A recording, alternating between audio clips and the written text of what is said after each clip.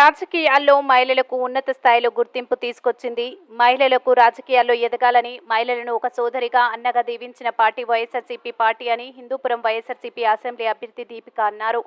Vote అన్నది ప్రతి ఒక్కరికి 5 సంవత్సరాలకు ఒకసారి వస్తుందని ఆలోచించి ఓటు వేయాలని, ఓటు వేసేవారు అభివృద్ధి చేసిన వారికి ఓటు వేయాలని హిందూపురం పార్లమెంట్ వైఎస్ఆర్సీపీ అభ్యర్థి బోయే శాంతమ్మ అన్నారు. శ్రీ సత్యసాయి జిల్లా హిందూపురం వాల్మీకి వీధిలో వైఎస్ఆర్సీపీ పార్లమెంట్ ఎంపీ అభ్యర్థి బోయే శాంతమ్మ, హిందూపురం అసెంబ్లీ అభ్యర్థి దీపిక ఎన్నికల ప్రచారం నిర్వహించారు.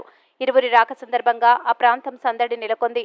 టపాసులు కాల్చి పూలతో ముంచెత్తారు. వాల్మీకి వీధిలో ఉన్న వాల్మీకి ఆలయంలో ప్రత్యేక పూజలు నిర్వహించారు. అనంతరం అక్కడ జరిగిన సభలో అభ్యర్థులు మాట్లాడుతూ మరోసారి అభివృద్ధి జరగాలంటే తమకు ఓటు వేసి గెలిపించాలని కోరారు.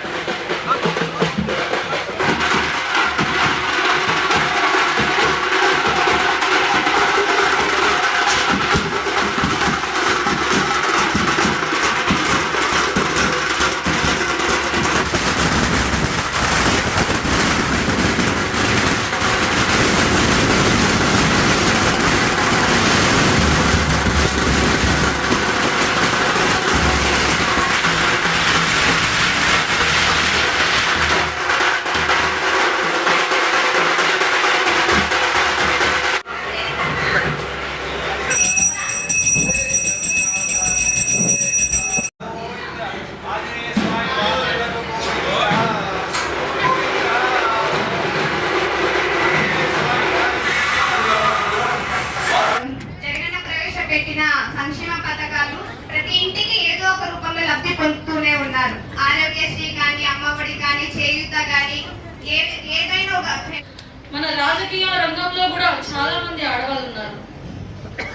ఎక్కడైనా మీటింగ్ జరిగితే మగాళ్ళు చాలా మంది ఉంటారు. రాజకీయాల మీటింగ్ అవునా కదక్క? మన జగనన్న ప్రభుత్వంలో మన అన్నలు కన్నా అక్కలే ఎక్కువ ఉంటారు. అలా మన జగనన్న ప్రభుత్వం ఉంది. ఒక మహిళకి స్వేచ్ఛను కల్పించేటటువంటి రాజకీయ పార్టీ మన వైఎస్ఆర్సీపీ పార్టీ.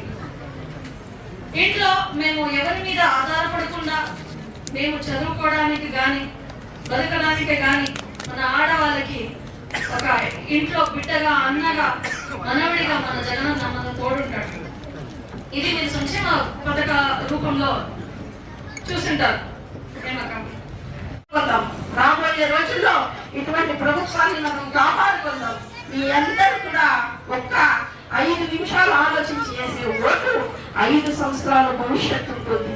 ఈ 5 సంవత్సరాల భవిష్యత్తులో మనం ఇంట్లో కూర్చొని సగర్భంగా బతకగలగాలి, మన పిల్లలతో, మన భర్తతో, మన ఇంట్లో. అందుకోసమే మీరు వేసే ఓటు ఎలా ఉండాలంటే పుష్ప సినిమాలో